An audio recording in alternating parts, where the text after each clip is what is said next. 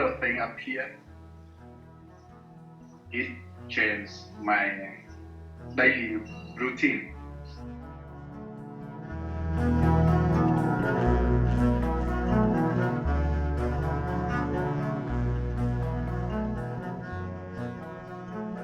This is a virtual trip to the four corners of the world to visiting my friends and colleagues during the Corona time. It doesn't matter how slow the internet connection is. You must be there and with us. Hi everyone. My name is Josephine from Kenya in Nairobi. I am a broadcaster. I do radio and television, and I'm manager for the Parliament of Kenya. We do the coverage of the two houses of Parliament.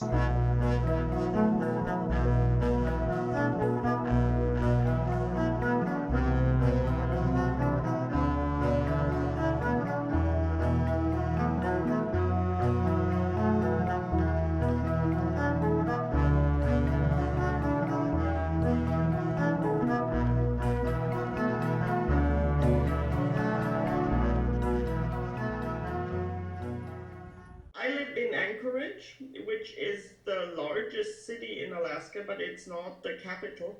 There are about 650,000 people in Alaska. Territory-wise, it's the largest US state, and about half of the people, so 300,000, live in Anchorage.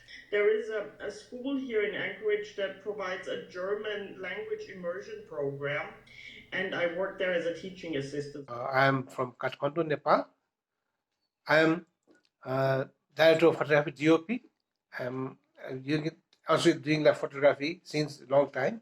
So my passion is photography. I'm Fatima. I'm a software developer. I enjoy working as a programmer, problem solving, and the new challenge. I'm Parsa, and I'm a first-year university student, and I also work as a swimming instructor. I'm Arsanan. I work for Bosch as a hydraulic sales engineer. I do video documentaries, educational videos, PSAs. That's what I do. Well, I'm Eduardo Ramirez. I am a social communicator. I used to work as a journalist. I'm a musician. That's 24 hours a day. I'm a musician. So, and teaching is like, for me, it's a natural thing.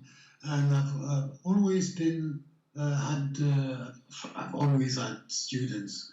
What I do is advising other organizations about safety and healthy work, because many people can get pain in their body, but it has nothing to do with sitting behind the desk in a specific way.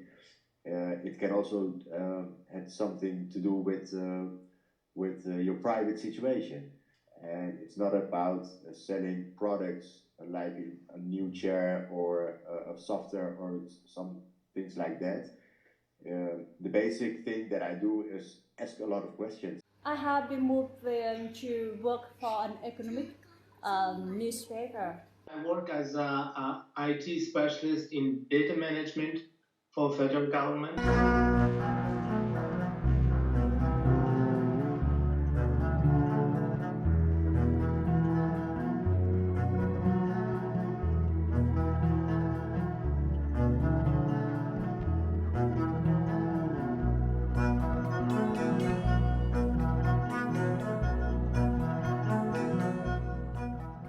I'm ICU nurse, and I worked for 7 months for Kapanamur German emergency doctors in the northern area of Somalia. It's called Somaliland, an autonomous region up there, and we built up and ran a hospital. I'm a third-year student at the University of Washington, and I'm studying computer science. I'm in Seattle right now. I'm Krishna Prasad Sagdil. I am a development communicator working in Nepal. I'm a researcher and instructor of philosophy and theoretical sciences. My main business is singing roles on stage in opera performances over Europe at the moment. So it's basically a play where you sing. You're a character, you get to wear costumes, you have to dig into the character. I work as a lecturer at the Kenya Institute of Mass Communication teaching media studies. I live in Nairobi. I'm a freelance journalist. I'm self-employed, meaning I work from home, but I work for like three organizations, three local media organizations. So I do radio, I do written press, and I do TV. I teach at university.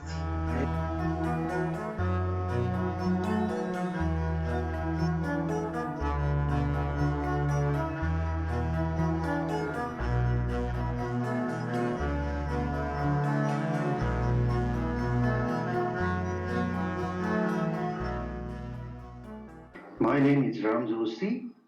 I'm a documentary video editor.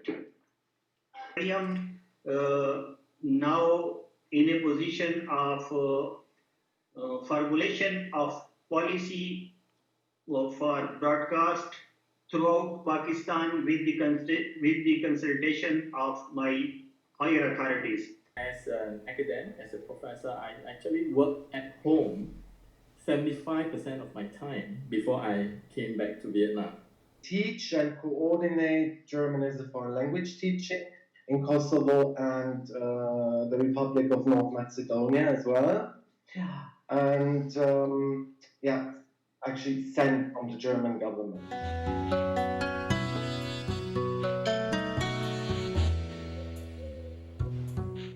First time I heard coronavirus in Wuhan in China.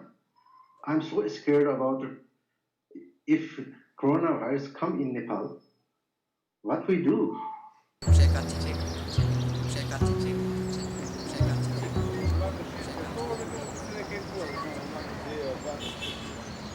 From the very beginning, I was worried because my native country is Mongolia, and it's just borders with China, and they travel to each other quite a bit. So then I was worried about the virus would come to Mongolia, but the Mongolian government knew that if they would allow the virus come into the country, it would be a disaster because the country is smaller, and then their health system cannot handle if everybody would get infected, especially this virus is a very new, and then it was known to the world. Even the Chinese doctors didn't know how to handle it. The first time that I heard about this outbreak, which happened in China for the first time, I think it was just before the new year 2020. Of course, we got shocked, but it was not something new because it has something like that has happened in the past. When I heard that, I thought that wouldn't be much serious. I thought that this is just a disease will go by. I didn't took it so seriously as I do now. So because I didn't know what it was, and it wasn't here in Europe, it wasn't near me or my beloved ones. Oh, and you are without mask. It means that you are. Yeah, because I closed. Nobody paid much attention to it here in Japan. However, the rapid increase in the number of the affected and dead people in China make the government and people got worried. Well, when it first appeared, I thought it was just one of those things that are probably going to be blown out of proportion by the media, and people are going to panic and exaggerate and go out and stockpile and whatnot. And but then I started to realize that it was somewhat serious, and one would have to be personally careful and take steps. The first 2 weeks, it was scary. Because, like, we don't know what's happening. Why is this happening? Are they doing it right? And, how long is this going to be? What about our livelihood? So all these things was like, it was very unclear. And every day the announcements were changing, and we can't, it was very confusing times. It was it wasn't really a big deal because, especially like when it happened, it was like end of Christmas over here. It was summer holidays. I don't think it was on anyone's radar or wasn't considered that much of a problem, especially in Perth, because it's so far away from everyone. I thought it's more of a Chinese problem far away, and it's unlikely to threaten us here in Europe. But then in February, I remember, I had an international conference in Berlin, and a few colleagues actually had arrived also to join the conference from China. And some of us were a bit concerned that they might infect us, but I did not really take it seriously, to be honest, no. I didn't think any, major things, same as the other virus, everything, usual as same as the, for example, Ebola, and people can find the vaccine very quickly. In the beginning, when it was appeared in China, and after some time in Iran, and we listened to it in international news. So one of my friend came to my home. He was suffering from flu, and he was coughing. So at the moment, I felt some embarrassment, but I could not open that thing in front of him because our culture, and I belong to KP, the Pathan culture, where you will honor your guest and will never felt him that I am unhappy on your arrival. So I was embarrassed, but I managed the situation. Oh, the time was over. But I decided to not shake hand with someone. And for any necessary work, when I go out and when I enter in my house, then I wash my hands. And also my little daughter, when I entered from outside, he said to me, "Papa, wash your hand first."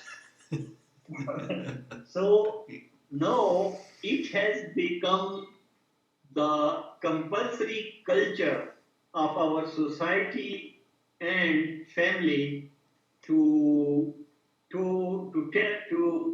remind one another to wash your hand. For the first time, I heard the coronavirus was spread in China, and at that time, I didn't imagine that will come to Nepal also.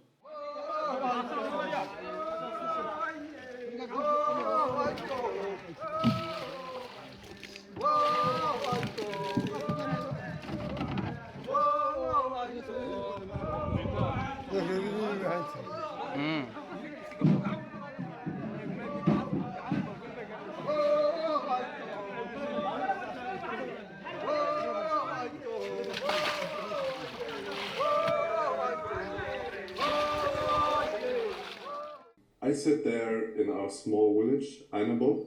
It's 700 kilometers away from the capital, Hargeisa, in Somaliland. It's in the middle of nowhere. So I was very glad that I had water, food, and a bit of power sources and Wi-Fi connection just to stay in contact with all the people I love. So, and over this wire, I got the information about the coronavirus as well. So it was like very abstract for me to really imagine what could happen in the world. So I didn't really thought about it. And as I heard that they locked down a whole city in China, in Wuhan, I thought it would never be possible in Europe, or like especially in Germany where I come from. My first reaction was, oh no, they start again this, oh, you have to, because every year it's the flu vaccine, and I never had any, I don't want any. And I thought, okay, they do it again. In 1 or 2 weeks, it's forgotten. What is changed in the world for a few months, I think, is a big pause. Like life going on and suddenly stop.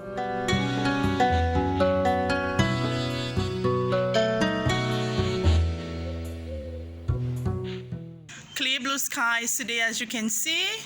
Not much happening on the road. It's like really, really quiet. It's like Wednesday afternoon, not much traffic about. And and the beautiful mountains you can see from here as well.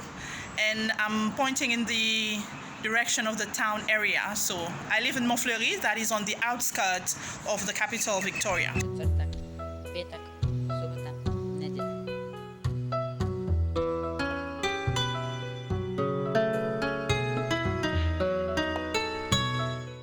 I was supposed to be traveling, singing on big stages all over the world at the moment. But they closed down all the theaters, and of course this is it's a tragedy for all artists, because suddenly from being a traveling artist, you are unemployed at home.